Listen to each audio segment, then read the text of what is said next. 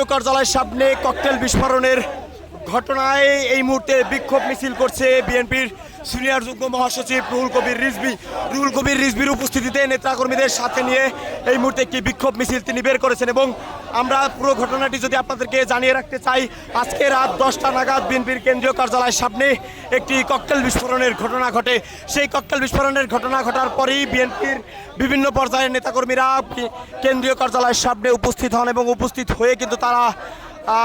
প্রতিবাদ জানান এবং বিএনপির সিনিয়র যুগ্ম মহাসচিব রুহুল কবির রিজভী তিনি উপস্থিত হন এবং তিনি গণমাধ্যমের সাথে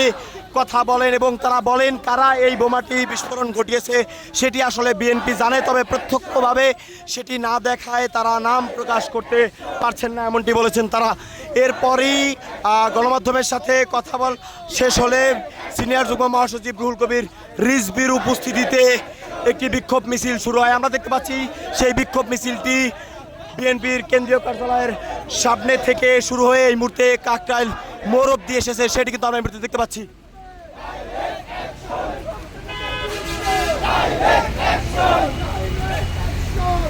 আমরা এই মুহূর্তে দেখতে পাচ্ছি